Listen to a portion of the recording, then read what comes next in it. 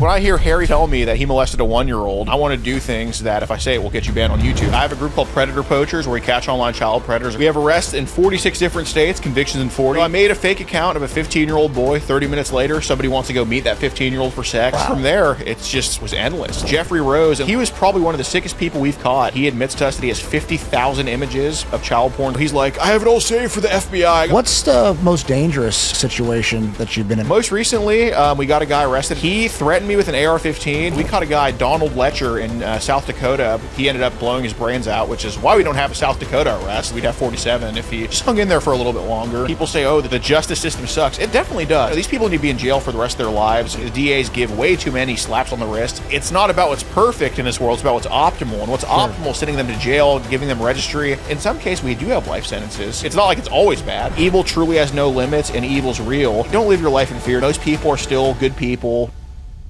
Alex Rosen, welcome to the podcast. How's it going? Thanks for having me on. Man, thank you, man. I'm excited because I'm a fan of your work. Been following you for a while, and I just love what you do, man. Thank you so much. Yeah. So, you said you're 24 years old. How did you get started? Doing something like this, and then it making such a big impact where a lot of people follow your work and those type of things. Well, what we do is I have a group called Predator Poachers where we catch online child predators across the country.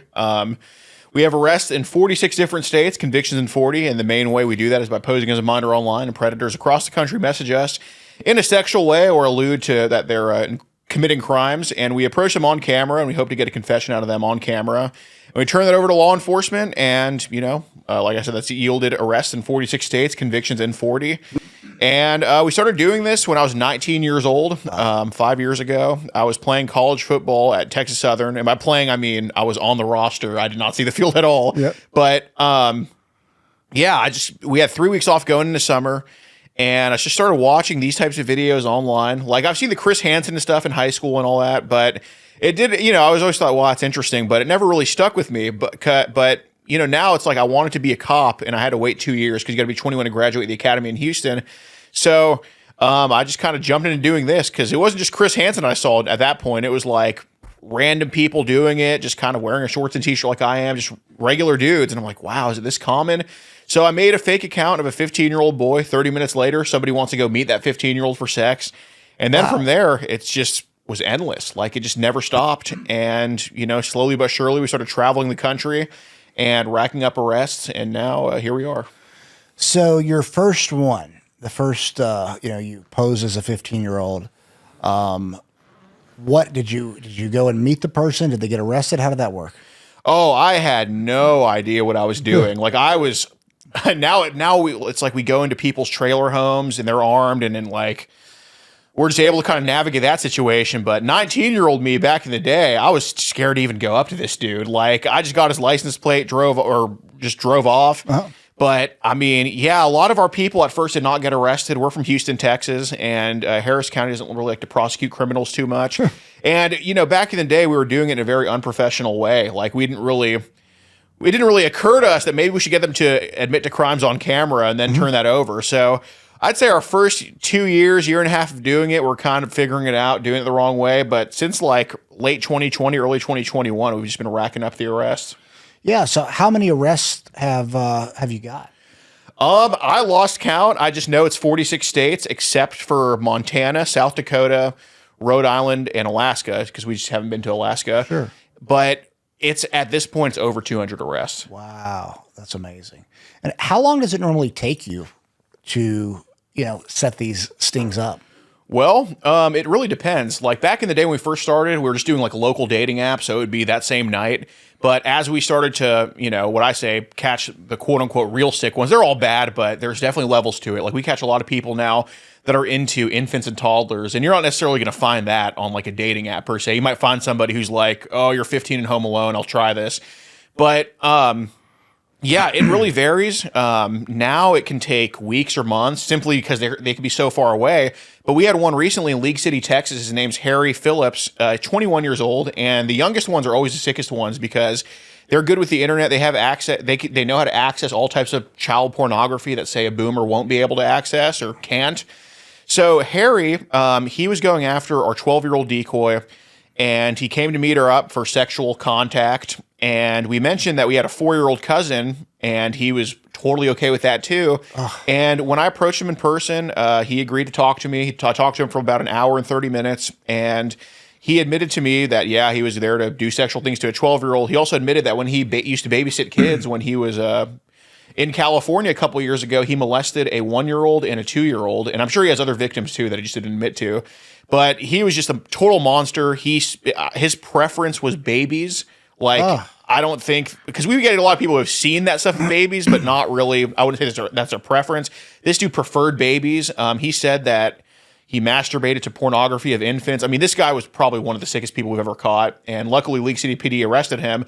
But then a guy yesterday we caught in Benton, Illinois, Kevin Getz, he's been talking to us since April, and we finally got him arrested yesterday. So it can take it all varies. It could take a day or months or even a couple of years. So how does it work with law enforcement? Are they generally receptive? Do you tell them ahead of time what you're doing? How does that work? It depends on the jurisdiction. I would say they're mostly receptive to what we do. Like yesterday in Benton, Illinois, we caught Kevin Getz. He has a little 3-year-old daughter. He was going after our 11-year-old decoy. It was just very vile, like anything you could think of, he said.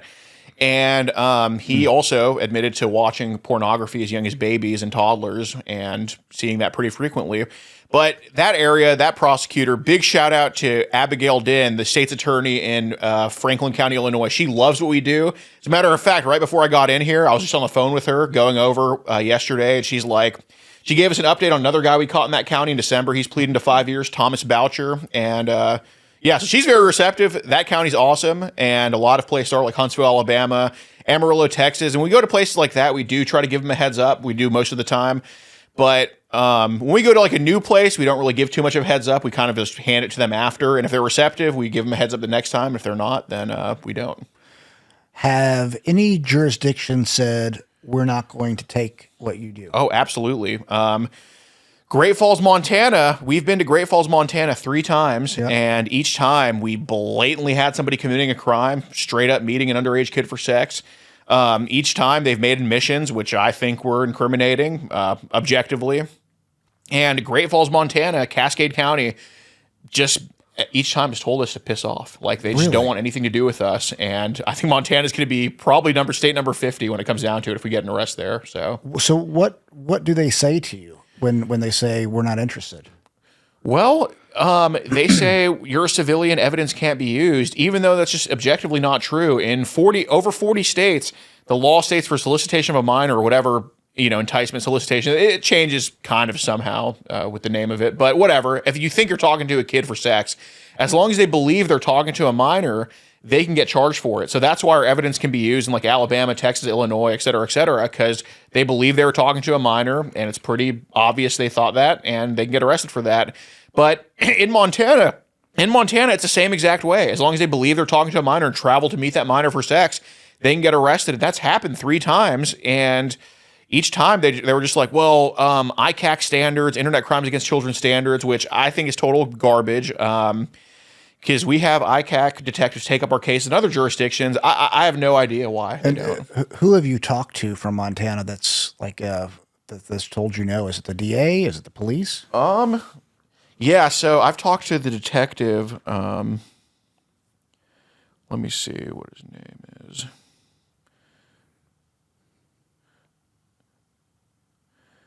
Yeah, I talked to the detective in Great Falls. Gosh darn it, I gotta find his name. I forgot what his name was, but I talked to the detective there, and he's basically the one that was like, okay,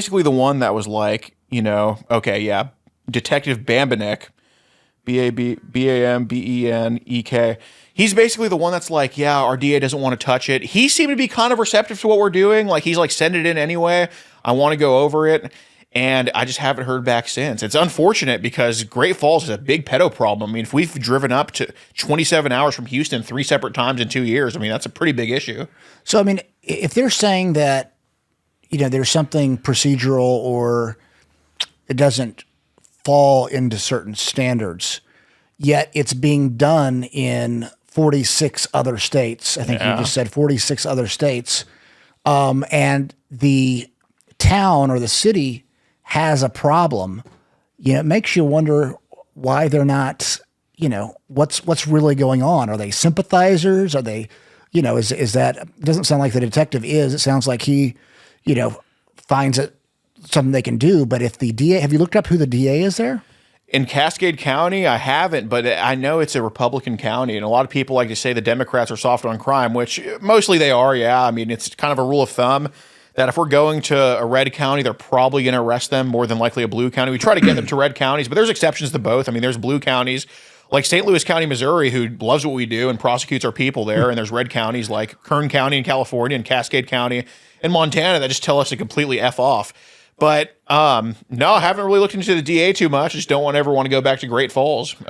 Don't want to beat a dead horse here. Yeah, no, I just, it's unfortunate because ultimately, the point is getting these predators off the street. Right. And, and I'm not knocking how anybody else does it. But what I like about what you do is that you do get the police involved. It makes a difference. They get arrested. They go to prison or jail, and you get them off the streets where some other people that might not happen. And, I appreciate the effort on the other side too, but I think the way you do it has the biggest impact. And ultimately, what we need in these situations are people that are making the biggest impact because, you're not doing it for self-fulfilling reasons. You're doing it because you want to make a difference. And anybody who's doing it, to me, they should be doing it for those right reasons.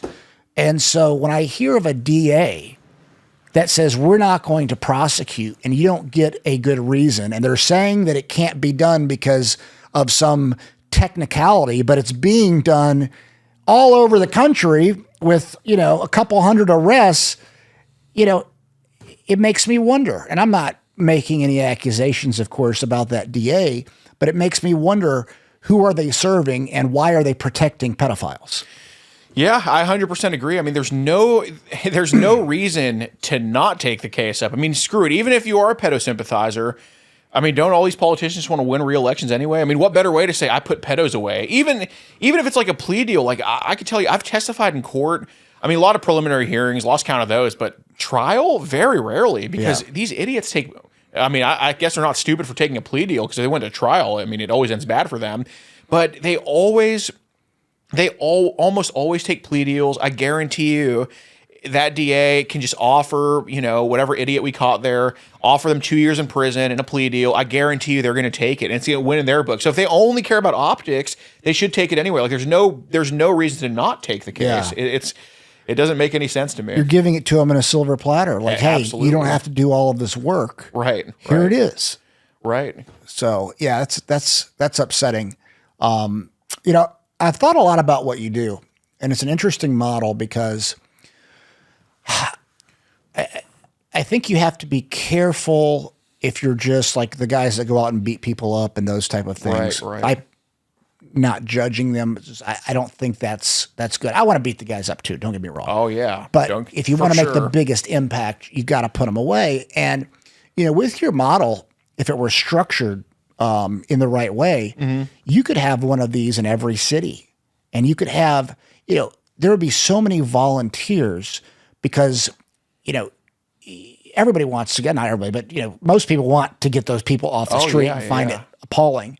And you could save the police forces a lot of resources and time, and you could just serve these cases up. You'd probably have to have a specific, okay, we need to hit this point, this point, this point, systematize it to where if you're giving the perfect case to the DA that checks the boxes, and I don't know what those boxes are, but I think it has potential to make a really huge impact. Yeah, we've started to do that. I have a guy, we call him PP Agent Orange. He has a law enforcement background, and he kind of does it under me in North Carolina, Virginia, kind of like those mid-Atlantic states. Yep. And he's already racked up, I believe, like close to 10 arrests at this point. He's only been doing it a couple months.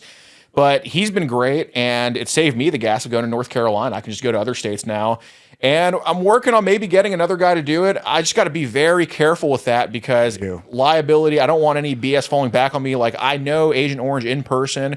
So, I mean, I trust him. And shoot, he before he started doing this, he was giving me advice because he has that background and telling me what to say. So, I mean, I obviously trust him with it, and I just got to be very careful who I vet because, yeah, like you said, the people that beat him up, I don't want that falling back on me. No. And trust me, like when I hear Harry Phillips tell me that he molested a 1-year-old, I want to do things that if I say it will get you banned on YouTube, so I'm not going to say it. But like it's what's practical. Like people say, oh, the justice system sucks. It definitely does. These people need to be in jail for the rest of their lives, and the DAs give way too many slaps on the wrist. But it's not about what's perfect in this world. It's about what's optimal. And what's optimal is sending them to jail, giving them registry, and in some cases we do have life sentences. So I mean, it's not like it's always bad. So, Sure. Yeah. Well, I want to connect you with some of my friends because a lot of them are ex-special forces. They go on these missions and stuff, and the right structure could make. I mean, you're already making a big difference, but I mean, it could make a giant impact. And you've got to do things. I mean, you'd have to have HR.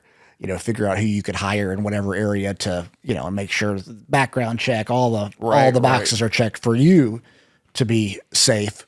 But I really like the model. I mean, it saves the states and cities money. Oh, definitely. People are passionate about it. They would want to do it. I mean, they want to volunteer, and I could see you going really, really far with it. I like it because, it's a way that citizens can make a real difference. And we're all kind of we all want to make a difference, like, oh, we want to do good in here, but a lot of times we don't have a way that we can see doing it. And I think that yours could start a movement, man. It's effective. Oh, no, it has. Like yesterday in Benton, Illinois, the only reason we were able to get that dude arrested is because this person that I knew in that county, I met him because we caught this guy named Thomas Boucher in December in West Frankfort. That's a town over. And his neighbor, I was talking to him after, telling him what was going on. We exchanged phone numbers, and I hit him up. I'm like, hey, I can't find this guy. Can you try to find this dude? And he ends up finding him like a few weeks later, and that's why we were able to get him. So that is definitely the community getting involved. Yeah, absolutely. So what's kind of the process that you use? You use forums and dating apps, et cetera.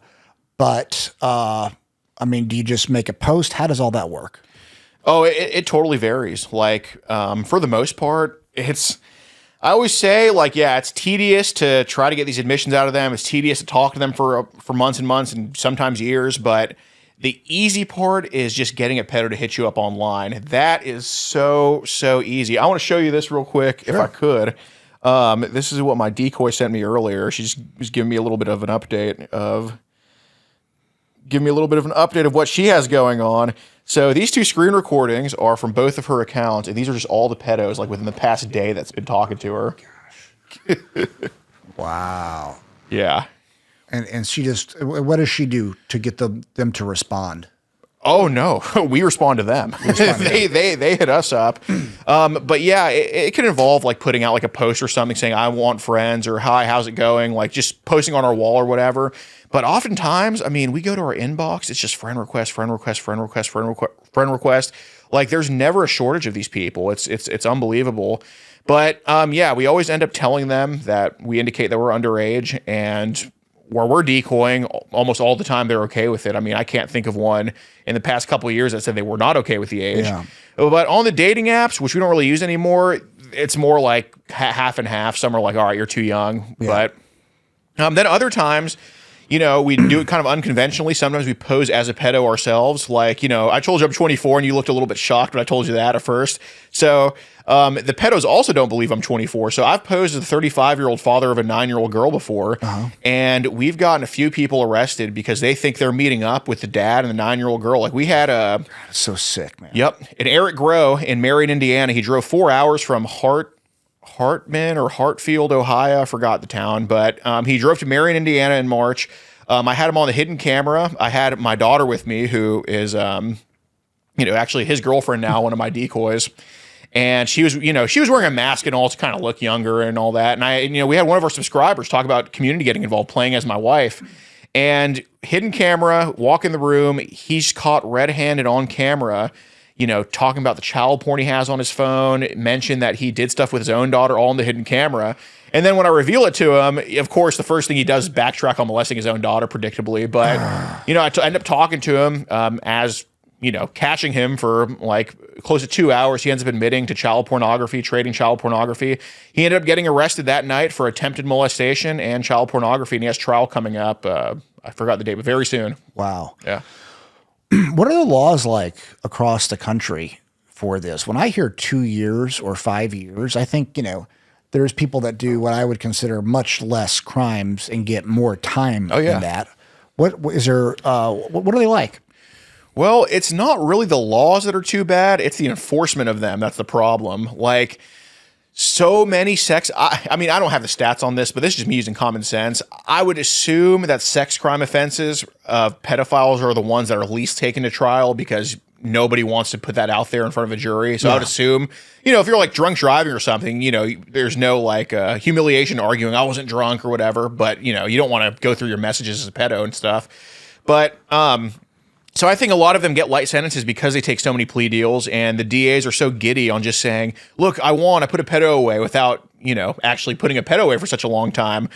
But in most states, the laws are pretty good. There's a few states like Maryland, Pennsylvania, Ohio, Nebraska, and a couple others where it has to be law enforcement on the other end of the communication for it to be a prosecutable offense. But the way we get around that is, we go to Nebraska, we catch a lot of people with child pornography, and they get arrested for that. Same with Ohio and Pennsylvania. But, if we get somebody in those states and they're just messaging our decoy and there's no child porn on their phone, I mean, they walk free. So, wow. Yeah. I noticed, and correct me if I'm wrong here, some of the people that you're busting seem to be a little slow. Is there a mental acuity correlation with, a certain percentage of people?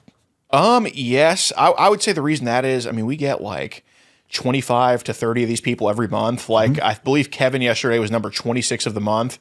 So there's going to be a handful that are slow. Like we put out a pretty big net and, sometimes we catch people who are so slow. And we had a guy, last trip who was just so completely completely dumb that I just like took his phone and went through it and there was nothing on there. I didn't even bother going to the cops. This guy was obviously just like this type. And so I was like, screw it. But yeah, there's definitely a decent portion. It's not most of them or even half of them, but there's a notable enough portion that are slow. And I don't buy the reason that they're just dumb, that they're just retarded and they just message kids. I don't really buy that. Maybe it's out of loneliness, but again, there's a lot of special needs people that will never message a kid that know it's wrong. Yeah. So I just think with anything else, it just is a coincidence that happens. Yeah. there's, even if they are special needs, they need to get off the streets because they're doing damage. Right. I was just kind of like, okay, that person seems like they're a little slow. I got arrested 25 years ago and on drug charges. And it's part of my past. We'll explain it to you one day. But I spent about 6 months in jail. And there was a guy in there that was telling me this stuff he was doing. And he was special needs. And his logic and reason, I'm like, this is sick. So I actually went to the guards and said, hey, this guy just told me all of this stuff. And they investigated and he got in trouble for it. Good. But, he was justifying it, and I'm sure you probably see that where people justify these, so their logic is so far off of what you or I would think, or anybody that's normal would think. Talk about some of these people's mindset, because I'm guessing you've seen similar things like, oh, they like it, or all this bullshit. Well, Gene Clywer in Tacoma, he's from Ritzville, Washington, drove 4 hours to Tacoma. We caught him in 2022. He ended up getting 2 years, and he was a sex offender, got 2 years, but that's long for Washington. Proud of them for that. He was on the registry originally for molesting a 2-year-old, and his logic was the 2-year-old touched his penis, and it was the 2-year-old's fault. That's the most extreme I've seen with that. I've seen others where, I'm on the registry for a 13-year-old, but she told me she was 18. I didn't know till after, stuff like that. But I also heard a guy, what was his name? Donald Griffin in Deer Park, Washington, a suburb of Spokane. We caught him in March, and his case ended up going federal for child porn. But, when he was describing videos of infants he was watching, he was like, Oh, the infants seem to enjoy it. And that was probably the most shocking one I've heard about the child porn they watched, because I've heard them say like, oh, I've seen the videos of babies. Of course, I didn't like it, even though I can describe the whole video in detail. But they always say like they look in pain and all this stuff. But Donald was like, oh, yeah, they enjoy it. And he was just completely child porn brained out. Yeah. I do want to beat him, man, when I hear that shit. Oh, yeah. And you know, that's a guy that's escaped justice his whole life. I mean, he said he got his leg broken because they accused him of sleeping with this 14-year-old girl in Oregon, which, of course, you know, what a coincidence, right? So, you know, even when we catch them with something like child porn, you know, there's always a history there with that. Like I'll say, it's kind of off topic, but we caught a guy, Donald Letcher, in South Dakota last month. He ended up blowing his brains out, which is why we don't have a South Dakota arrest. I mean, we'd have 47 if he just hung in there for a little bit longer. He ended up dying at the hospital that night. But, you know, that was after you busted him? Yes, yes. And he did it when the cops were on scene. So, you know, I'm liability free for that. You know what I'm saying? But, you know, he admitted to watching all this child pornography. He was messaging our fake 12-year-old account. Didn't ask to meet up for sex, but was asking for nudes from us. And obviously we can't provide that, but he was trying to get it from us. And, you know, he blows his brains out. And turns out Donald Letcher in 1996 got convicted for molesting a 9-year-old girl, but he was not a sex offender because the South Dakota Supreme Court overturned it. So who knows what he was doing for the next 28 years, you know? And then boom, 28 years later, he gets caught for child porn. Then all that gets unearthed. And I think that's why he ended up doing it to himself. Gosh, it's a bunch of sickos. What's the craziest case you've worked on? Well, I'd say Donald Letcher blowing his brains out was pretty nuts. Let me dig back for this one. I'll give a crazy scenario that happened. Maybe it'll count. So in 2021, we caught an individual named Fred Hendricks Jr. in Eugene, Oregon, and he owned a mechanic shop. And he was a sex offender, but I'll tell you, he was very charming. Like outside of being a pedo, like if you didn't know he was a pedo, you'd be like, "Oh, that's Fred. What a great guy!" Like you could tell, and even the reviews on his car shop. Very like, oh, he gave me a discount. He was great, very understanding. And you could see why he molested a lot of kids, because using that charm, he probably got his way into all that stuff. Yeah. But we get him, and he's one of those people that his head was so far up his butt. I mean, he just loved to talk about what he did. So I didn't really have to interrogate him per se. I just listened to what he told me. And he admitted to talking to this 8-year-old girl, you know, sexually. He got 3 years in prison for our little case on him. But what happened was he talked about molesting his daughter, which is what he went to prison for in the first place, before he got out and messaged our decoy. But he admitted to molesting all these other kids, like just freely. It's not like I got it out of him or anything. He just told me. And what happened was when that video came out, his niece, who he admitted to molesting in the video in Arizona, she files a police report with Maricopa County. And what happened was she told her family back then that it happened, and nobody believed that Fred did that to her. Oh, wow. But on video now, he's admitting to doing it to her. So they ended up charging him with that. They extradited him from Oregon when his sentence was over, and he's now doing 25 years in Arizona because nice. of him. Yeah. So good. Well, that's a good sentence. That is. You know, I agree with that. Have you ever got anybody to get like life in prison? Yes. We have a 131-year sentence, which I consider a life sentence. Yep. Mark Mallow in Converse, Texas. He was out on bond when we caught him for child pornography. He was a middle school teacher. He got caught by Nick McTip or whatever, and the cops just got him for that. But he gets out. We were coincidentally on a dating app, so we don't really pull too many quote unquote child, really bad ones from there. Yeah. But he hit up our 14-year-old decoy. He gave us his phone number. I saw who it was, and I looked him up, and I'm like, no way, this guy's like out on bond right now. And we approach him at his home. He admits to the messages with the 14-year-old, admits to having child porn again, and went to trial in Bexar County. Took it to trial like a fool. I mean, he got a 50-year plea deal offered to him, did not take it, and he ended up getting sentenced to 131 years from the first case and our case. And then we had another guy.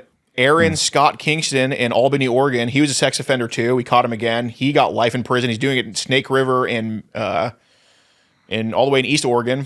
He got life sentence for that, which is crazy for Oregon. And then we caught an individual named Jeffrey Rose in Las Vegas. He was probably one of the sickest people we've caught. And this is a crazy one. We caught him in 2023, and he was out on he had an ankle monitor on. He was already sentenced to life in prison in the early 2000s for molesting a bunch of kids, but his attorney scored him a retrial. So he was out on like pretrial release or something like that with the ankle monitor. He hits up our 9-year-old decoy account. His first message to us is, "Do you like child porn?" to a 9-year-old girl. And I mean, shout out to my guy for decoying that one, because God, what a sicko. I mean, just a lunatic. And yeah, so we approach him at his home. We find out where he lives. He admits to us that he has 50,000 images of child porn stored. Wow. And, you know, he's like, "I have it all saved for the FBI. I got folders in my room for the FBI and all that stuff." And obviously that wasn't true. But the way I got him to admit to all that is because, "Oh, okay, you're trying to do the right thing. I'll help you with that." And I'm like, "I hope you're saving all that stuff and documenting it, right?" He's like, "Oh, I'm saving all of it and documenting it all." And I'm like, "All right, you're saving child porn." But what was crazy about him is he started crying at the end because he knew his life was over. But he would never admit to touching those kids. He would admit to the child pornography. He would admit to jacking off to babies, but he would never admit to touching those kids. But, you know, he did not end up going to retrial. He just took a plea deal for 25 to life after that. Okay, so, well, that's a good sentence too. Yeah. What's the most dangerous situation that you've been in, or you know, multiple dangerous situations you've been in? Well, most recently, we got a guy arrested in Winchester, Stephen City, Virginia, suburb of Winchester, named Holden Briggs. This was like a couple weeks ago. He threatened me with an AR-15. He didn't pull it out or anything, but I saw that one. Yep. Yeah. So as soon as I brought up Telegram, which is an app they use, very common to trade child porn on, and, you know, I don't like agree with the Telegram founder getting arrested or anything like that, but it's true when they say there's child porn on there. I mean, there's a shit ton. But yeah, he's like, "You got 2 minutes to get off my property or else." And, you know, I dip out of there, but I end up calling him on his phone, and he's 23. I'm 24, but since I look older, I can say, "Hey, man, when I was your age," and stuff like that, and, you know, play that role. He agreed to come talk to me, and, you know, I freaking calmed him down. He admitted to sending all these dick pics to kids and to viewing child porn on the dark web. And he got arrested and all that, and he was like going crazy, like saying, "I'm going to kill myself now," whatever. But so go ahead. You're right. But turns out when they searched his car, he brought a shotgun and AR-15 to the scene when he met us at this parking lot after. Wow. So who knows? I don't think he was. I think I calmed down enough to where he wasn't planning on doing anything. But, you know, just in case shit hit the fan for him, I mean, what a psycho. Are you armed when you go to these? Me personally, no, but I can't speak for my friends. Sure. So, yeah. They're local. They can have their permits and stuff. Right. That's good. What's another dangerous one that you've been involved with? Well, John Rector in Massachusetts a couple months ago, and I think in May or June or something. He only talked to me for like 5 minutes, and he's like, "I knew I messed up. I knew she was 11. The conversation's over." And I'm like, John. And he starts going to his car, just kind of walking there. And I'm like, "Are you getting anything?" And he doesn't respond to me. I'm like, "Uh-oh." And he goes into his little side door. He pulls out a pistol, and we just run the hell out of there. Yeah. And then he ended up, so I hid in this apartment, and he called me on my phone because I had his phone number because, you know, I was delivering a package to him. So I try to meet him up somewhere for that. And he calls me in a demonic voice. He's like, "Where are you?" And I'm like, "Oh, dude, God." I was so scared shitless. But he ended up getting arrested on the gun charges. I don't think he's been charged for the underage stuff yet, though. Wow. Yeah. I mean, so when you're going into these situations, like, you know, do you have a plan of, if, you know, shit gets wild, what to do? Yeah. I mean, you know, we try to never, ever, ever show what we have on us. Like, if we can get out of there first, we can.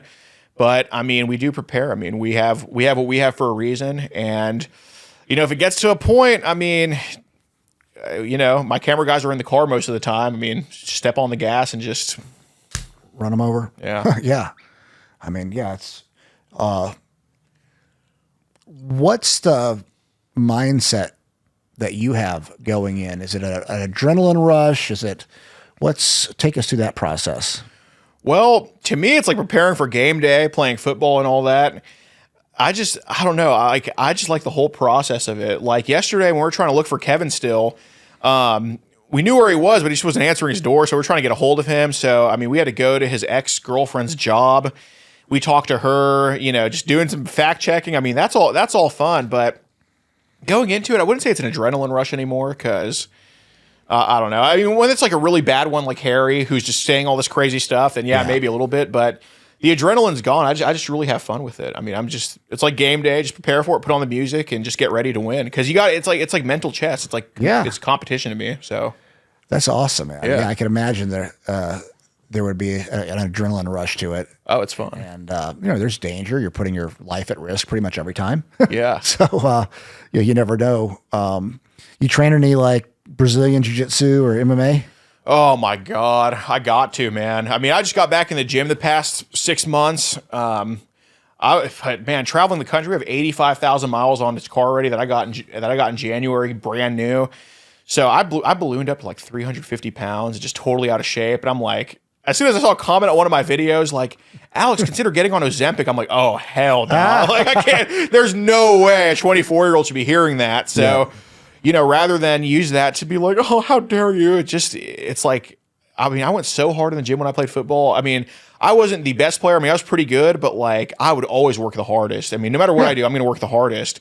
And even with other Predator catchers, I always say, I'm not going to say I'm the best, but I'm going to say I work harder than them for sure.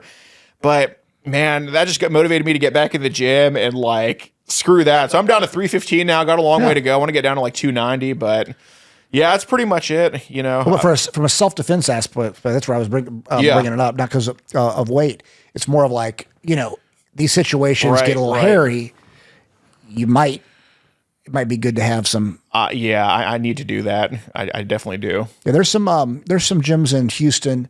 I'll look them up. That was my old background, and see if there's a good one that I'll sponsor your fee in there too. Oh, appreciate it. I'll take care of that one for you. My little brother used to go to Gracie Barra, but he just got so busy with his work too. But yeah, man, even a couple really have days no a week, excuse. because you get in these crazy situations, and you really need to know the technical aspect of defending yourself. You're absolutely right. And it would just help. And with your size, it's a big advantage. Definitely. So just understanding just the basics would make a huge difference. No, I'll take you up on that. You're absolutely right. Yeah. And even like, I mean, setting this up in a way, and I'm happy to help fund, the stuff that you're doing. Even I'm thinking, oh, your car. Well, do we sponsor getting you a car to go in and things like that, things that could help you out. How are you making a living though? Well, we're making a living from having the best supporters in the world. So, we post our videos up to platforms, there's the ad revenue and all that, but, YouTube has banned us banned my lookalikes. I've never had a YouTube channel, but they've banned my lookalikes so many times. And so we can't really rely on them. And so that's a small piece of the pie now. We usually use locals.com, and I'm not endorsing locals.com. They need to get their stuff together. It's just the platform's like glitchy as hell. I don't even know what it is. It's like, Rumble, obviously, right? So Local's like Rumble's Patreon, kind of. Okay. Yeah, they need to fix their stuff. But yeah, I mean, we got supporters on there. We got thousands of supporters on there, and they give anywhere from like $5 to $10 a month, and they see the results we get. We make sure to update them with convictions to show them that, your money's not going to Lamborghini or anything. It's going to getting these people locked up. And they're very supportive. They've been with us through the thick and thin, and I can't ask for anybody better. So that's how we make a living. Well, if you can get a nonprofit set up, and I've got people that could help you with that too. I'm happy to give you a monthly, nice donation to help you out and, help spread the word, because it's really good work, man. And I think with the right structure that, you can make it. I mean, you're already making a big difference, but you can make a huge difference. I agree. I'm 24 and I think I'm okay at talking to pedos, but all the other stuff, I mean, I'm still like a 24-year-old. Hey, so you're doing pretty darn good though, man. I mean, it takes experience, and it's but there's people that would want to get involved, and definitely, because anybody who's a good person wants to get this shit off the streets. Oh yeah. And it could be tougher laws. It could be, more investigations, but there's so many people that would volunteer to be a part of something like this. And then you just got to get funding. And I don't think you'll have a problem actually raising a good amount of money to, structure it out, make the biggest impact that you possibly can. And, I think that you deserve, by the way, in my opinion, you deserve to make a good living, dedicating your life to saving children. Like you should, for sure, be comfortable. So I will say, if you do want to bankroll something, I'm thinking about running for a place next year in the Texas House of Representatives because, there was this case that happened in Livingston, Texas, like an hour and a half from me, and her name is Audrey Cunningham. And what happened was, I may get a few of these details wrong, but she was killed by a convicted sex offender. And I think the detail I might be missing here is I don't think he was convicted I don't think he was a sex offender anymore. He got such a light sentence. So I don't think the dad knew. And, he was living on the property and ended up murdering her. My gosh. So, yeah. There's so much stuff like that, and I don't see why any city would want to be light on, people that molest children. I don't get it. And, there is a push right now, I think.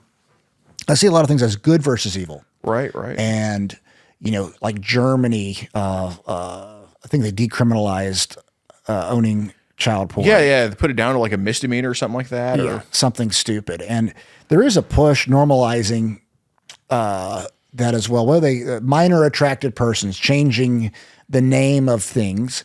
And we've seen that a lot the last really 4 or 5 years where, the truth is being shown as a lie and lies are the truth. And they're really manipulating really the sheep into thinking a certain way. Like, oh, no, this is normal. Like, no, this is not normal. And so, I just think that, with what you're doing, if you got into the state house, really pushing for tougher laws. Texas is probably pretty tough though, correct? No. Oh man, you would think Texas, disappointing. I mean, Audrey Cunningham's murder, I don't even think was a sex offender at the time. And we've had so many people in Texas just get slaps on the wrist. Reoffending sex offenders get a year or 2 in prison. So I would want to propose, and I'm just all brainstorming at this point. Definitely no no protective custody for pedos. Throw them in general population, just like Mississippi does, and raising the minimums. Like I understand practically it's not going to be death penalty for messaging a minor, but minimum of 10 years. Stop giving these people plea deals. It's happening too much, and I think what's pretty broken can be a little bit more fixed. So yeah. Yeah, absolutely. What have you learned throughout this process? How has it possibly changed you? It's changed in quite a few ways. I think the number one thing that I've learned is evil has no limits.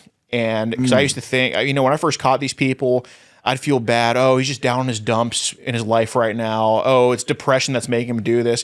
This was 19-year-old me. I used to have some type of sympathy for them. Not all of them, but some of them. If they gave me a good enough sob story, 19-year-old me was like, oh, okay, I understand.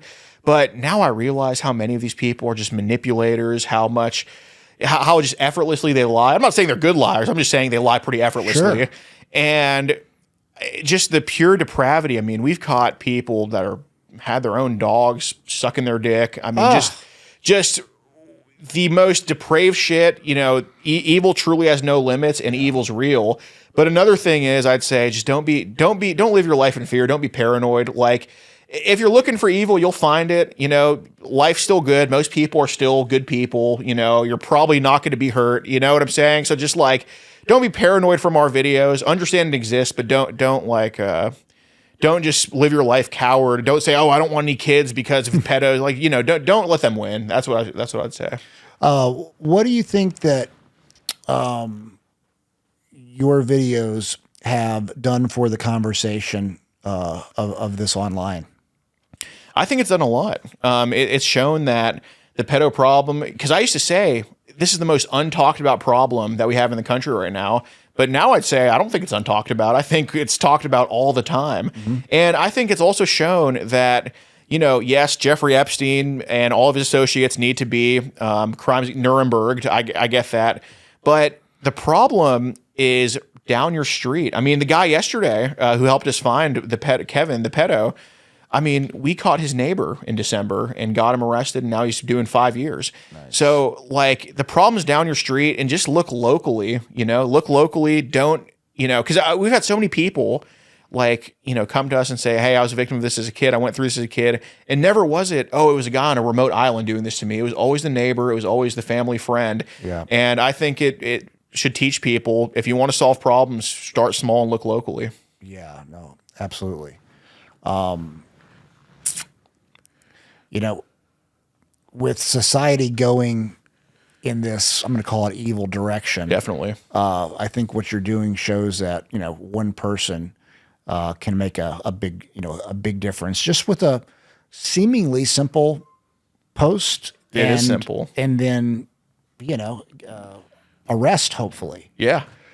What percentage of the cases that you have end in arrest?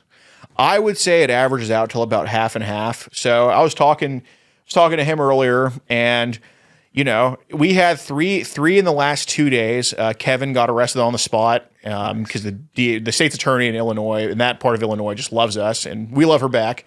But then we had a guy 2 days ago in Houston that we've caught, and the cops didn't even show up. What? And even when we do turn them in, I don't anticipate they're going to do anything about this, because where I'm from in Houston, they just suck with prosecuting criminals. And then we had another guy in Liberty, Texas, and same thing. We're going to turn that individual in. We already made it we already told the cops, and we're going to meet with them on Wednesday. So that's going to be a toss up whether he gets arrested or not. But that's why it kind of averages out to 50-50. Like if we're going to Baltimore, they're probably not going to do too much versus Benton, Illinois. So interesting. Why do you think the bigger cities don't want to do anything?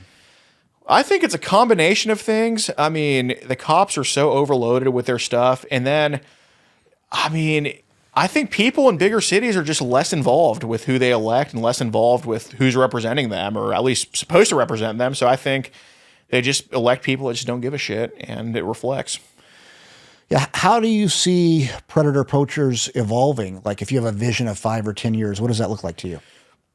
Well, I usually don't look too far ahead. I look, at the next day and the next catch and all that. But ideally, sadly, we're starting to have people notice who I am. Like this past trip, we caught a subscriber to our Rumble channel, and he still talked to me and confessed to child porn anyway. He's like, I know the playbook. And I'm like, I don't give a shit if you know the playbook. Tell me the truth. And he did. But then we had another guy who knew who I was, and he just shuts the door in my face, and nothing happened to him. So ideally, in 5 or 10 years, I want more people doing this under the Predator Poachers name. Like we already have one guy doing it under our name, and hopefully another guy real soon. We're talking about it. And, just trusted people doing this. Like I don't want to have to go to, Oregon all the time or go to Maine all the time. So, hopefully get it going across the country. And in the end, it's more arrest of pedos. How would you say this has affected you personally?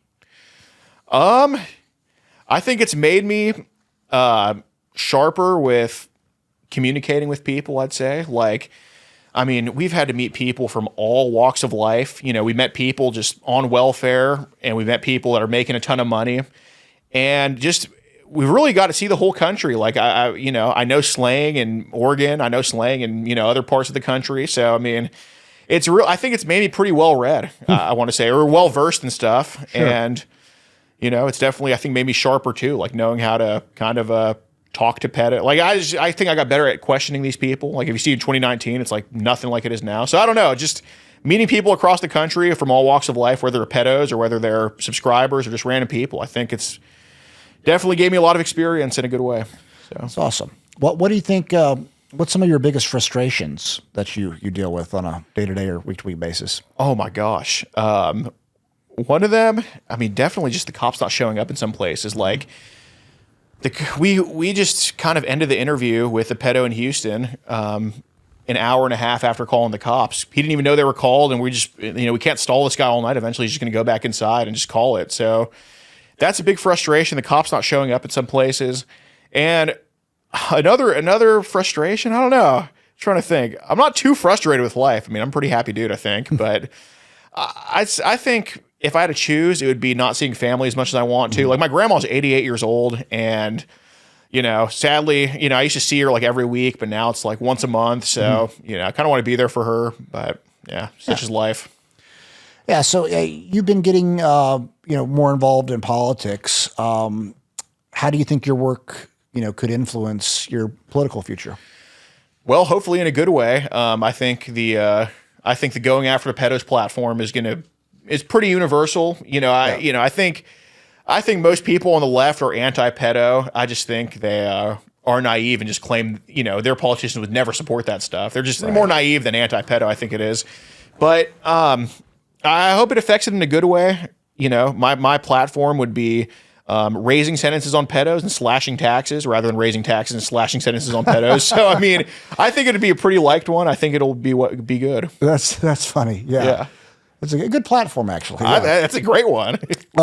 I saw you recently had some choice words about Trump, and I've shared similar feelings. Yeah. But talk a little bit about that, because I was like, well, your audience is probably mostly Trump supporters. Yeah, definitely. So were you concerned, running the risk of losing people by doing that?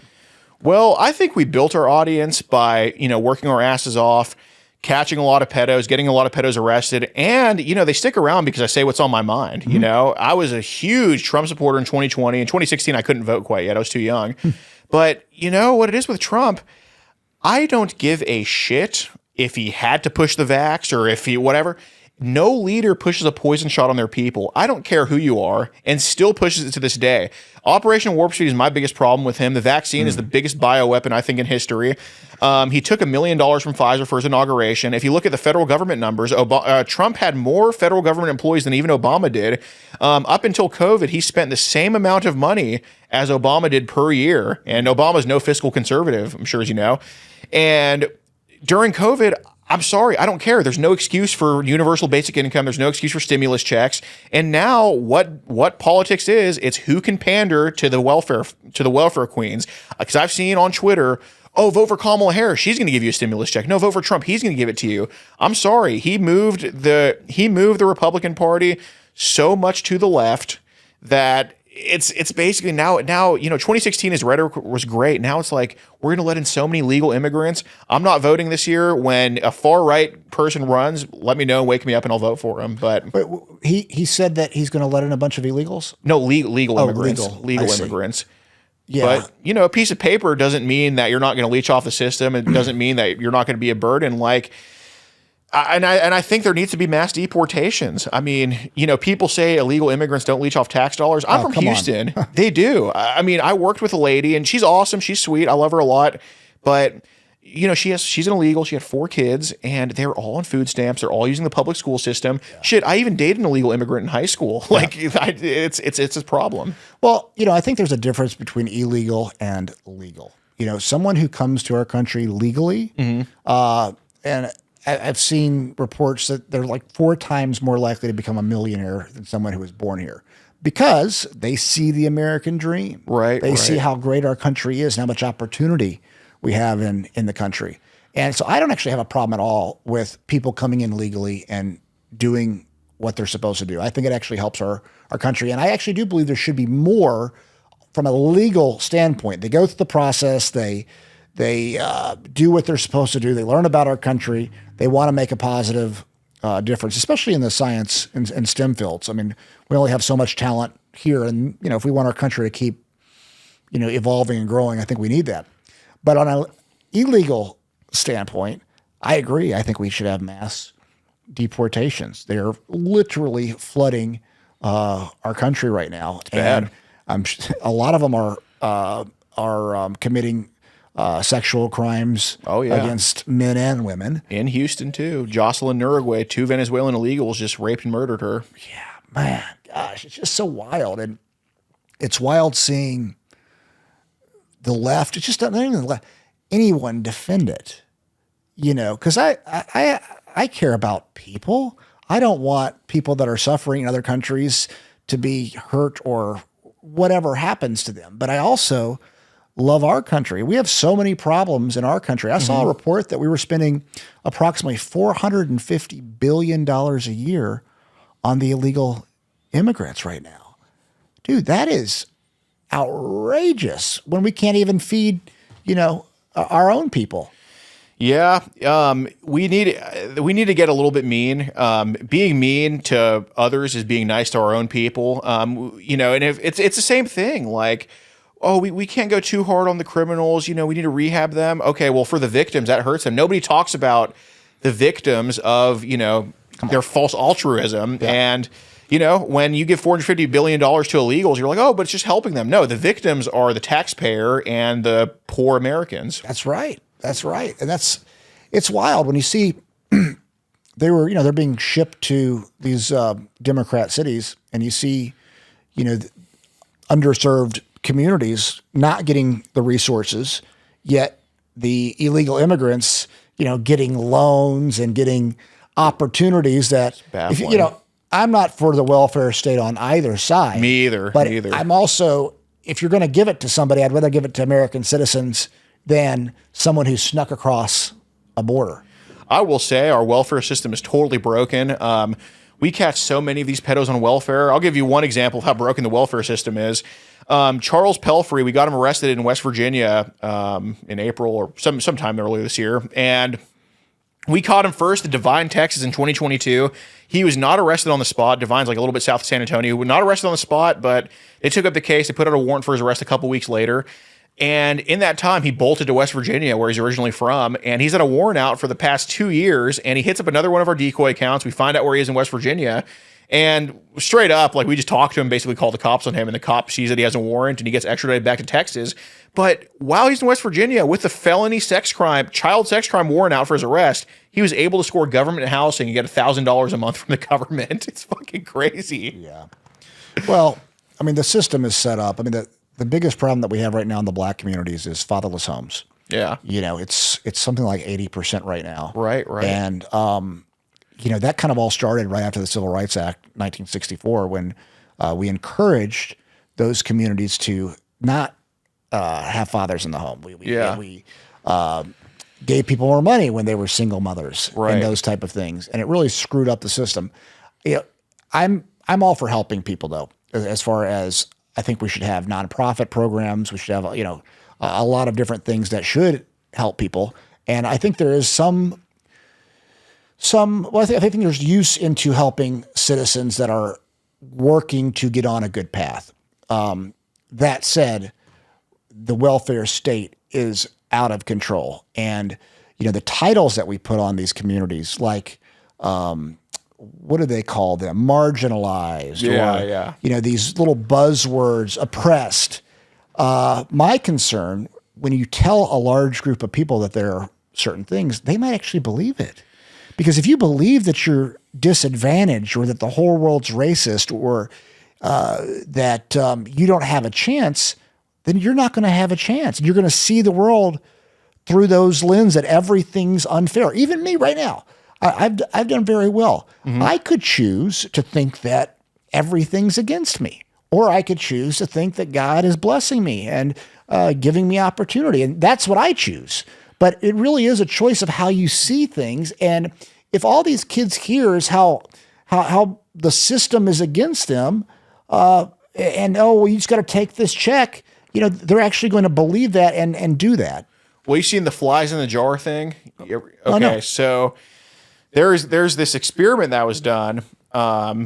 Basically, they capture a bunch of fleas or flies in a jar or whatever it is. They put the cap on for 3 days, and then by the time they remove the cap, no fleas leave the jar. They're just so used to that, no matter what. So even if they're shown the way, they're just still stuck in that same mentality. Yeah.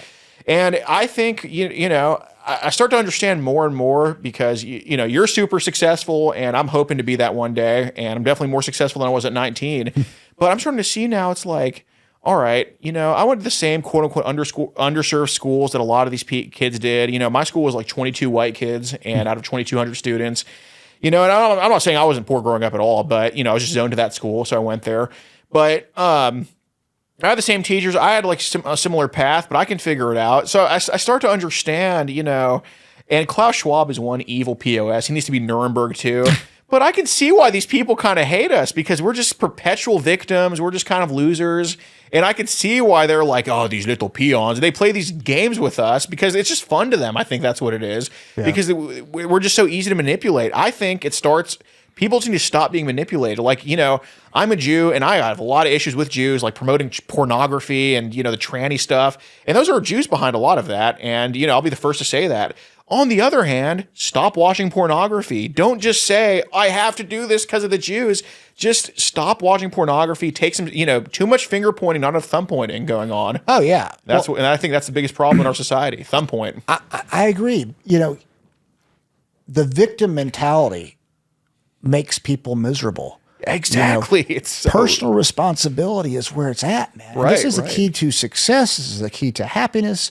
When we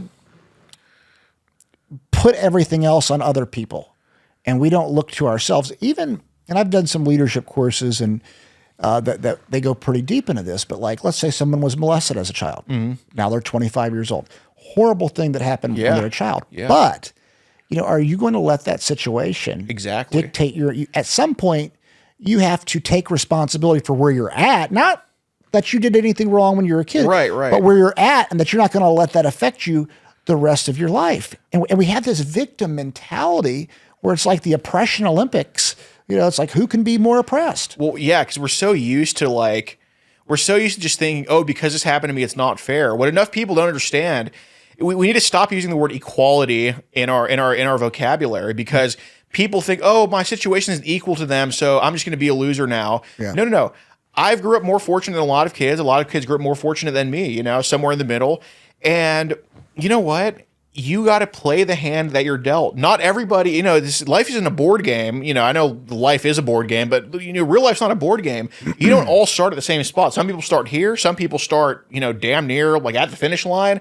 It is what it is. You just got to accept that. I think once people accept that, they'll start figuring things out. Yeah, no, it is. I've thought about getting into politics and having that conversation of, look, and I do have sympathy and compassion and empathy for people that are going through tough times. I was raised without a lot of money. I understand that. I got in trouble when I was 20 years old, made a mistake, paid for it.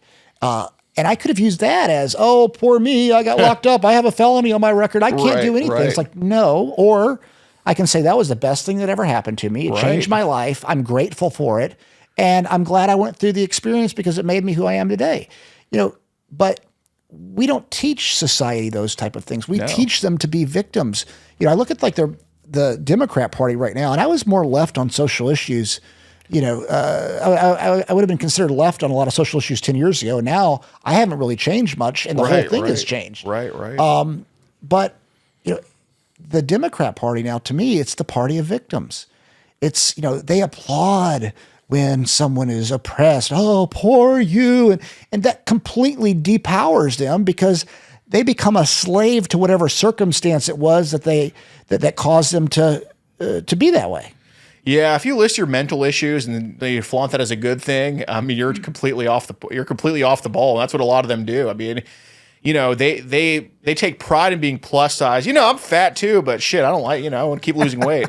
But you're not saying it's healthy. Right, exactly. Yeah. Like, why would you brag about having borderline personality disorder? Like, why? Basically, it's like, look, I can be a pretentious prick because I'm this. It's like, you're right. It is a lot of that. And, Republicans are, 10 years behind it. They'll be the same way in 10 years, and Democrats will be even more crazy. Yeah, I think that's where the fight, to me, is in society is getting people out of that mindset. Because if you can make people personally responsible, you empower them. They're going to do more. They're going to realize, hey, it's up to me to make something of myself, not anybody else. I can't put this on my mom or my dad or my teachers or this person I consider racist or this person I consider sexist or this person that doesn't respect my pronouns or whatever the hell it is, and empower themselves. Like if society, and I do feel like we can make this change in our country because, when people hear it, they're like, oh yeah. But because you have such a loud megaphone going on over, the victim mentality, people think that's normal. That's not normal. Yeah, we just need to remove the trampoline when people jump off the window. And, it's going to take a great reset. The way I look at it is, if you're a druggie, let him die. I'm sorry. Like, I think there's a fentanyl crisis because I don't think it's because of the cartels. I don't think it's because of the Chinese. I don't think it's because of whatever Jew money is being poured into it. It's because people are doing fentanyl. It's amazing how I've avoided there's a quote unquote fentanyl crisis, and I live in like a border state. It's completely avoided me because I just don't do fentanyl. We just live in a consequence-free society, and people just need to, they need to fall and splatter on the ground in order to get their stuff together. But they're just so used to, like, I have my video games, I have my porn, it doesn't even matter. If I just don't do anything, I'll have the bare minimum to survive anyway. Yeah. That needs to stop, and I think that's the biggest issue we have. Yeah, I mean, well, fentanyl's in a lot of other things, though, too. I think that's, you've had such an increase in death. Right. I know, 3 people in Nashville that have died doing cocaine that had fentanyl. So it wasn't like they were actually going out to, do fentanyl. And I'm not saying they should be out doing cocaine either. Right. I'm just saying that there is those circumstances where it's not, that stuff's being put in a lot of different stuff. Well, it's like having sex but I used a condom and I got pregnant. What the heck? If people continue in self-destructive behaviors, whether it's drug usage and whether it's playing video games all day, there needs to be a consequence for it. Well, yeah, and sometimes death can. And my thing is, I don't disagree in the sense that people have to, they chose to do cocaine, and that happens. There's bad things that happen. There are consequences to specific actions. We can't coddle society though into this, oh, you poor thing, and that doesn't work. I think there's a balance. So I'm a little more compassionate with the drug addict. I've worked with a lot of drug addicts, right. And a lot of them are good people, and a lot of them are, in a way, a slave to their addiction. Yeah. At the same time, I share they got to take responsibility aspect, of course, of it, and but there's a balance because society, at least in America, has moved so far over to this giant victim mentality that we've lost the ability to have kind of a middle ground because it's so far gone. You almost have to have the other extreme to say, y'all are all fucking crazy, and you want to fight. Yeah. I mean, that's kind of where we're at. No, we definitely need some right-wing extremism for sure. I mean, like, I think it's starting to kind of move the other way. A way I can kind of gauge it. It's like I have a really simple method I use, just Instagram comments. Like, you go to like these cookie cutter pages, like where it's like TMZ or whatever, cheese.news or whatever. You can see a few years ago, there would just be like so many comments like, oh my God, he said that word, or oh my God, how could he say this? But now the comments, like anytime somebody's like acting like a little loser, just the comments are quote unquote ratioing them now. And so I'm starting to see a shift a little bit. It's not going as fast as I'd like it to, but it's surely not where it was 3 years ago. I think it's going slightly in a better direction. Yeah, well, now we can actually talk about, we can give pushback publicly without having a mob attack us. Exactly. I mean, during COVID, I was one of the first to speak out against the whole thing. Right. I mean, March 2020, I was already like, hey, this is bullshit. Beat me to it. Yeah, I ran numbers on there was a cruise ship that the whole cruise ship, got COVID, and I don't think there was one. I forget. This is 2020, but I don't think anybody died, or it was all by age group that the severe accounts were happening, and health, body mass, those type of things. And I thought, wait a second, if you just run these numbers, this is a large enough group that you can pretty much predict what's going to happen or have a better idea than what they're saying. At first, they're like 4.2% chance of death, and then like 1%, and then it turns out to be like 0.029. But, but the mob then would just, I was anti-science. Well, I own a hospital. I have the largest stem cell company in the world. Like, I actually have a vaccine lab, and I'll explain it to you. It's for cancer vaccines. But I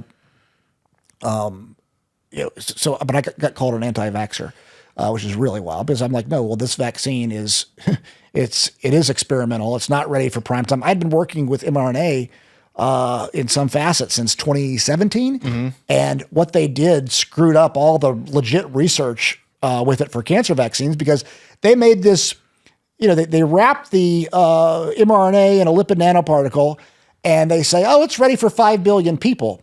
Well, if you're stage 4 metastatic cancer and you're trying this new treatment and you're going to die from your cancer for sure, then there is a risk involved that we can say, well, there is a risk because we don't know and blah, blah, blah, blah.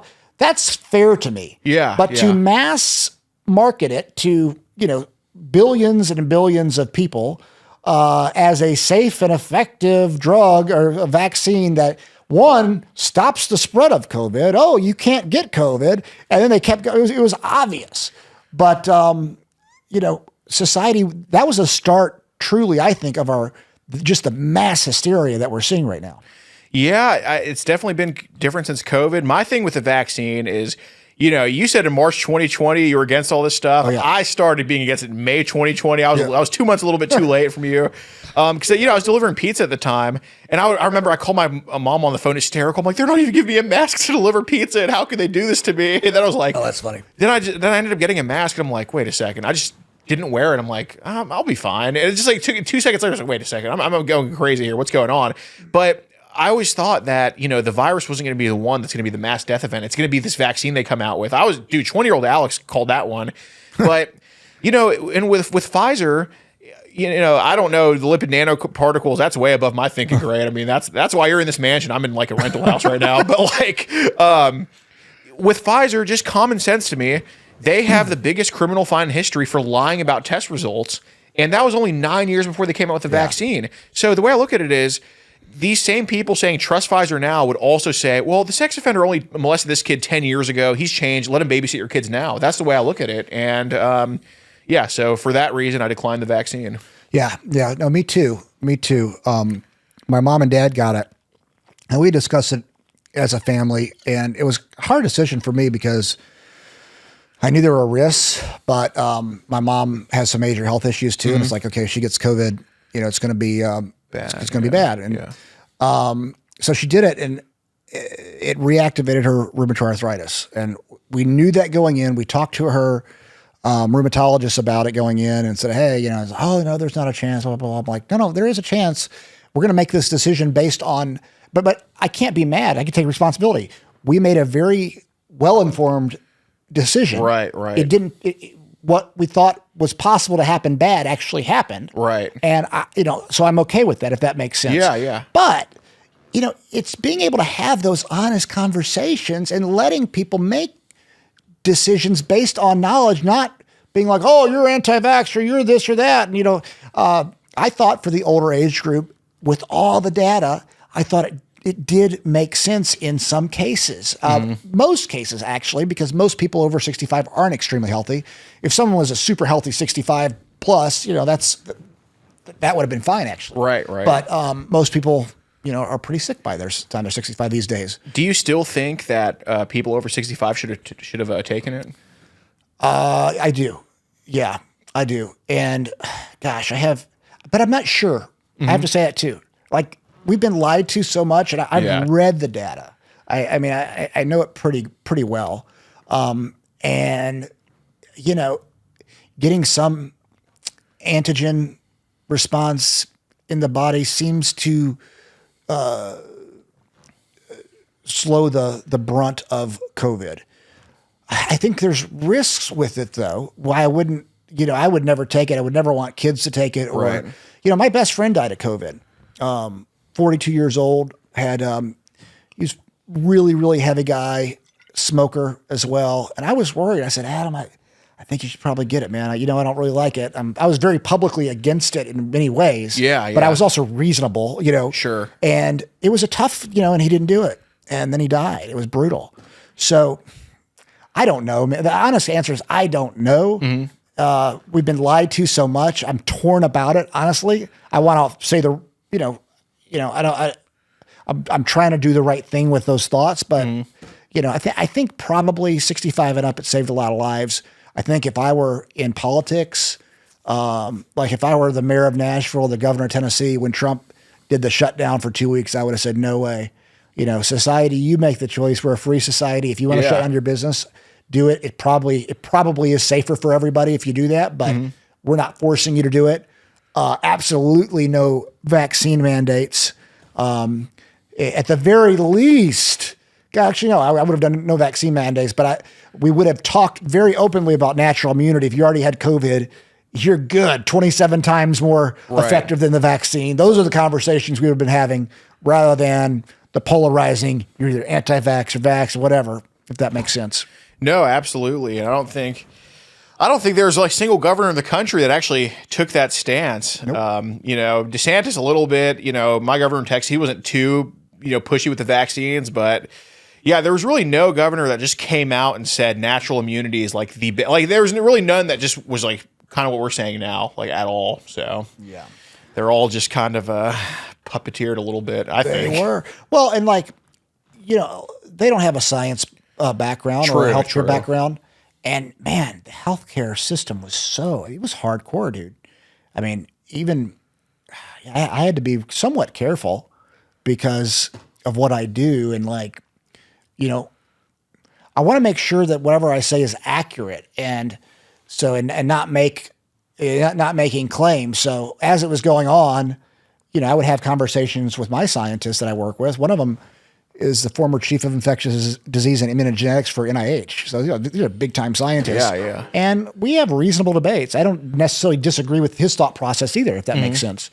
But we couldn't do that publicly. I wanted to hear those conversations publicly. Yeah, because what we were dealing with was public health. It wasn't science. It was public health. And public health, it's set up to lie to people to get them to do things. Yeah. And they just lied to us. I mean, these people running stuff they're master manipulators and psychologists. I mean, that's really who runs the government. It's just psychologists, pretty much.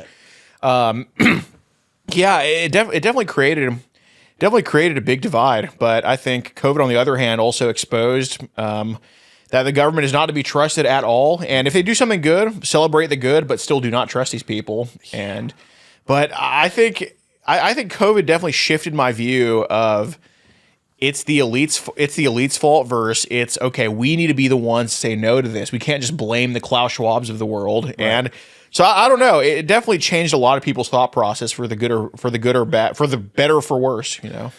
Yeah, it showed me. You always wonder, like during the 1940s, how the German soldiers allowed people to go into the concentration camps and treated people like that. And it showed me how quickly society can turn on you, for having a different view. Some people would have crucified me. People now it was, nobody really knew and you can't be upset. No. You didn't get the messages that I got wishing me death, for, why they say, you want everybody to die by pushing them away from the vaccine. And I'm like, I have a lot of nuance in my thought too. I mean, I'm clearly not an anti-vaxxer, but I think it was a bunch of bullshit. And they wanted me to die. If you didn't get a vaccine, they wanted you to die.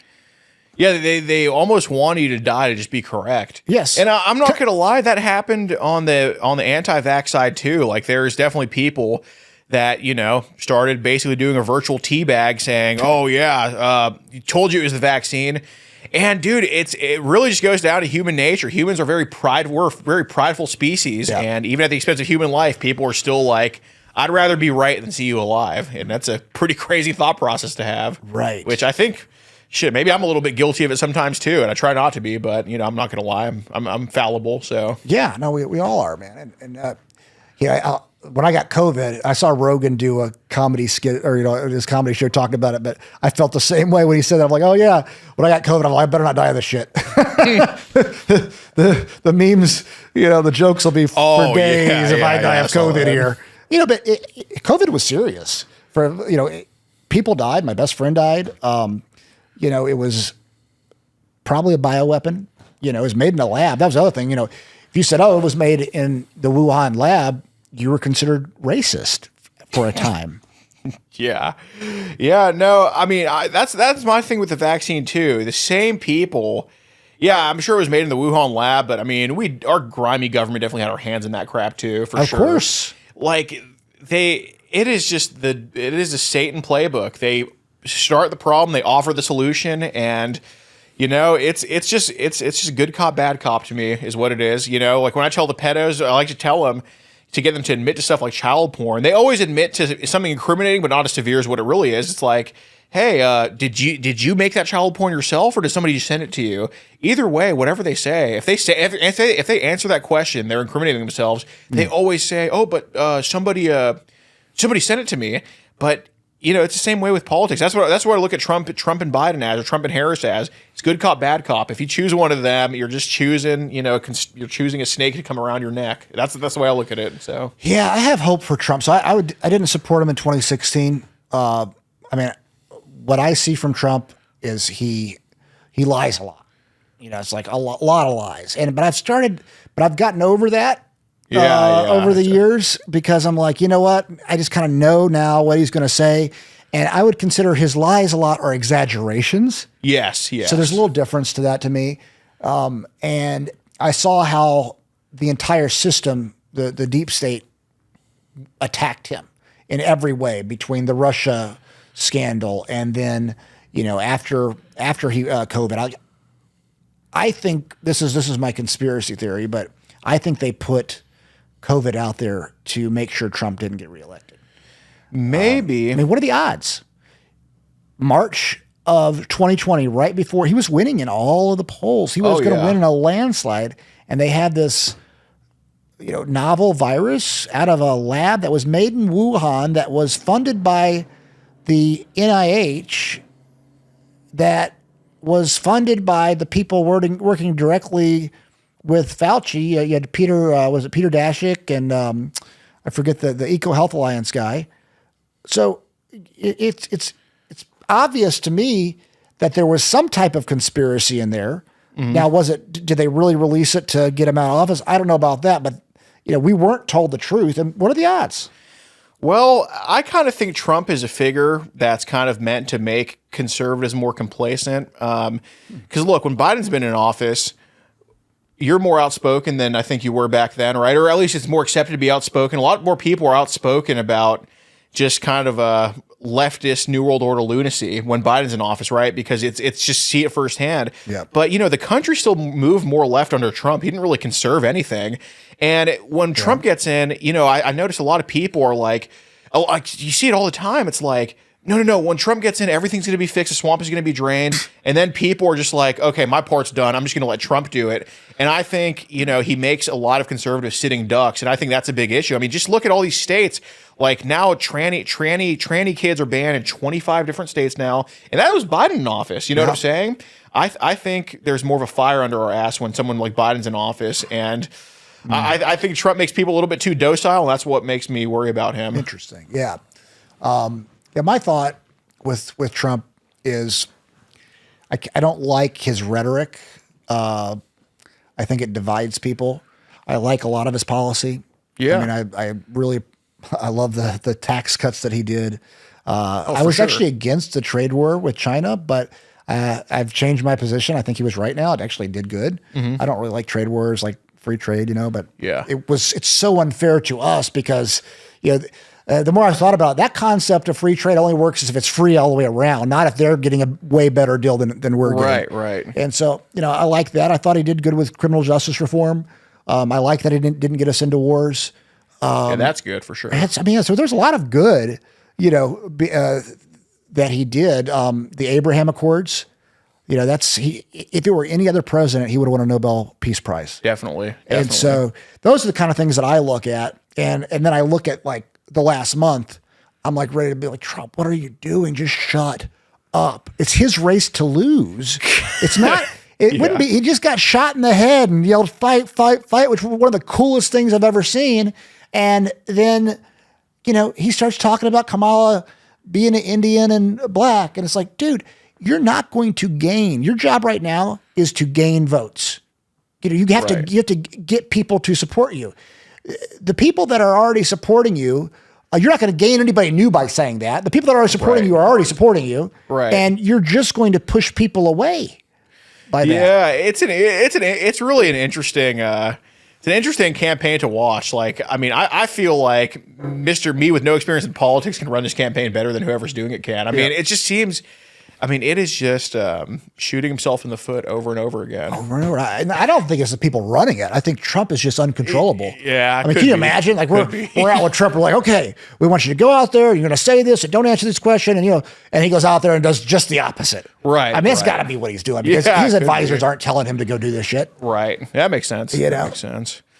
Yeah, just it's going to be November's for sure going to be interesting, but I would bet good money that Trump's going to win, though. I think he's going to get in. Fingers crossed. Fingers crossed. I mean, I don't know if he can say we already have so much debt. You pointed out that he raised the debt equal to Obama. Yeah, more than him. Yeah, I mean, the COVID thing was at the very end, and he did have a plan the following 4 years to cut. That was like part of his deal where he was going to spend and cut. I don't know. We'll see this time if he wins. Yeah, if he does that. But I'm so with you on that. I mean, all the Republicans that get into office, they just raise the debt just like the Democrats do. Right. And it's BS. Yeah, there's truly no conservative party in the U.S. at all. And yeah, I mean, I like DeSantis in the primary, but man, he just seems like one of those people that would absolutely go to war for Israel. And that I don't think he's as America first, or like, how do I put it? Just very, I don't think he's as anti-war as we'd like him to be. So to me, that's like a deal breaker too. If you're going to like send troops to go die in a country 5,000 miles away, then yeah, unelectable to me. It were the heels that got me, him wearing the heels. I was like, I just don't know. Well, he's just the most progressive Republican there is. Right. He saw Trump holding the LGBT flag, so DeSantis is like, I'm going to wear heels and be even more gay. Yeah, that's funny. You had a confrontation with Peter Hotez. My best friend. Yeah, how did that go about? Oh, well, the day before we were both in a room and they were giving us our script to kind of go do. No, I'm just kidding. But yeah, so I had seen some clips of Peter Hotez, and I was told he lives in Houston. Me and my friend Marissa Hanson, she's a journalist in Houston. She's pretty camera shy, but she's on Twitter. She's awesome, very sweet lady, and she does an unreal amount of research. If you're on her bad side, I wouldn't want to be on her bad side. Like, she'd find shit on me I didn't even know about myself, I'm sure. But she kind of told me he lived in Houston, and I was like, really? Because I've seen these clips of him just being like a fat little Fauci. Mm-hmm. And I saw that he lived 15 minutes from my house, and I'm like, no freaking way. So I hit up Marissa. I'm like, yeah, let's go confront him. And just totally by chance, when we're pulling up to his place, it's like a 2-story like condo type gated thing. Coincidentally, like, I have no idea why, he was just walking back home. Like, he was just out and about because there's no way we would have been able to knock on his door. Wow. And that's when we just like ran out of the car. Like, I was in my socks still. Like, I didn't even get my shoes on. I was like, screw it, we got to go now. And yeah, I mean, like, you could see the video. I was just trying to gather myself because I wasn't expecting it to go that quick. But yeah, obviously he gave a bunch of non-answers, and I can get a pedo to admit to molesting a 1-year-old, but get Peter Hotez to agree to a debate, fuck, that's beyond me. So yeah, now that guy it's wild, the stuff that he says. He's insane. He was on Rogan at first, and Rogan at the very beginning was very afraid of COVID. Mm-hmm. And what I always appreciate, Joe, is if he's open to changing his mind. And he did. Definitely. He changed his mind. And he imagine the world without Joe Rogan right now. Yeah. I mean, absolutely. Gosh, he's kept a conversation going of freedom. And, he was a Bernie Sanders supporter. That's what people don't realize. Like, he is not right. No, he's not. But he's open-minded. I've known Joe for 25 years. And dang. I love the way he thinks. I really do. It's, he's very, very open-minded and reasonable dude. Very reasonable dude. Very reasonable. But you saw Hotez on that show, and then you see him afterwards. And when Joe changed his course, and just seeing this weasel go out and vaccinate the kids and vaccinate everybody and mandate the vaccination. Oh, that compilation of Peter Hotez just saying, yeah, guys, we're gonna need one vaccine. No, now it's 2 vaccines. Yeah. Now it's 3 vaccines. God, man, just what he makes me very angry. Yeah, I hate that dude so much. Yeah, he's one of those guys. Giving him a wedgie in school. Talk about you called out Dan Crenshaw too. Yes. How did that go? God, finding all my old clips from a couple of years ago. Well, Dan Crenshaw is somebody who used his veteran status to just swoon a bunch of dumb middle-aged white women into voting for him without them kind of looking at his actual policies. There's a guy running against him. He runs against him every 2 years. It's like, it's like a ritual at this point. Jameson Ellis, he seems to be getting closer and closer each year, and he seems to be more legit than Crenshaw at least. But, Dan Crenshaw is part of the World Economic Forum. He was on the World Economic Forum's Young Global Leaders, and he's voted for a lot of, rhino stuff, like Ukraine funding and this and that. Like, he's not as conservative as he claims to be. He's not the conservative hero that a lot of people say he is. And for that, we called him out, and he just kind of smiled and didn't want to address any of it. Oh, man. Yeah. You also called out Hillary? Yes, absolutely. Right? Well, I was doing a pedo catch when I called her out. Wait, you're doing a what? Oh, I was just confronting a pedo. Oh, who's that, Bill? No, Hillary Clinton. Oh, Hillary. I haven't heard this one. So tell me about that. Well, so it was a Sheila Jackson Lee event. You know who Sheila Jackson Lee is? No. She is like she'd be like the #1 Congress lady ever in Houston. Like, she's been representing like 3rd Ward, which is a pretty historically black neighborhood for like the past 30. She just passed away, but for like the past 30, 40 years, just the same name, just voting for over and over again. Yeah. It's one of those. And, but I get all the text, like, I got Tim Walz blowing up my phone with his like 30 number or whatever. I got all the notifications. But I saw that Hillary was speaking at this event 10 minutes from my house for Sheila Jackson Lee. And I'm like, oh, no way, don't go to this. So, people always, I've never seen anybody call out Hillary about Bill Clinton's relation. I've seen one video of someone calling out Bill Clinton to his face, which was awesome. I think it was Taylor Hansen or somebody like that, but it was awesome. And I wanted to call it Hillary because I want to see what these people say. Like, it's so easy to say, oh, you funded this or whatever, but just call them a pedo to their face, see what happens. And so when Hillary's speaking, I'm like, why did Bill visit Epstein Island 26 times? And the whole crowd, without even listening to what I just said, they just started chanting Sheila Jackson Lee's name, even though she's not even the one speaking. And, so I start getting dragged out. And oh my God. And you talk about blending into a rally like that. I've been thrown out of so many Texas Democrat rallies because, I'm 6'4". They know who I am at this point. So I wore a hat that said, I have autism. And I wore a mask. And I wore a gay pride shirt. And funny how that just blends in there, right? Yeah. So, I was just acting like a total spaz beforehand. I was just sitting down like this, just looking like total sped. Like, one of the event organizers came and like patted me on the back, because I was having anxiety. And so then Hillary speaks and I start getting dragged out. They grab me by my shirt. And, what I like to do at the rallies is I always just like fall on the ground. I'm like, if you're going to drag my 300-pound ass out, you're going to drag me out, dude. I'm not going to resist, but I'm not going to give into it either. So they're ripping off my shirt, and then I stick up a thumbs up, and dude, every inch I was being dragged, I'm like, oh my God, 10,000 more views, viral video, and I'm like, and oh my God, it was so great, dude. They gave me exactly what I wanted, and except for answering the question, but it was so great, dude. That's awesome. Yeah. That's gotta be an adrenaline rush calling out Hillary like that. I mean, that's a super powerful person. My heart was out of my freaking heart. But, and speaking of that, so afterwards, the Secret Service guy comes up to me, thickest Chinese accent you'll ever hear. I'm like, bro, talk about the Chinese being pretty far in our government. He's like, hello, I want to get some information from you. And I'm just like, nah, bro. And I just walk off and like, screw that dude. Yeah, it's funny. Yeah. Well, yeah, thanks for doing that. It takes big balls to for sure. Go after Hillary and Bill. But it's very, very good points, man. It's like, why was he on that plane 26 times? Or, why do you have a relationship? Why does Epstein have a painting of Bill in the dress? Yeah. I mean, it's insane how, like, talk about Biden molesting his 5-year-old daughter, Bill Clinton being like, that should be a deal breaker to just not vote for any of them. It's crazy. It should be. I mean, the whole Biden thing, I read the journal, and it's hard. I do hear you. It's hard for me to jump to a conclusion completely because I don't know the context. Right. Those are the type of things that I'm a little more cautious about. I totally get it, but it's also like, okay, I don't know. I don't know. It makes sense. But Bill Clinton, I mean, those are some obvious ones. And Man, I do. I appreciate people like you. I mean, all that you're doing, dude. You're a good human. You're making a difference, and this is what we need. We need people to stand up, fight for what they believe is right. Use their voice.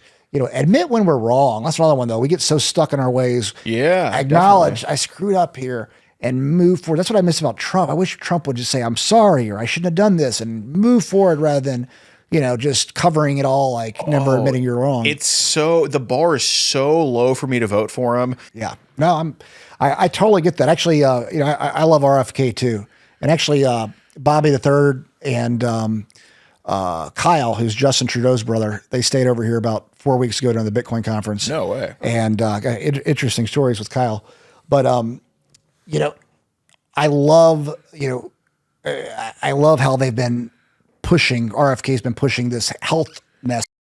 Oh yeah, for sure. And I think that him dropping out and supporting Trump. I mean, can you imagine RFK as the head of the FDA or Health and Human Services? That would be awesome. That definitely that's pretty hope. That definitely gives me a lot of hope for sure. I mean, I still don't have high expectations for anybody, but like.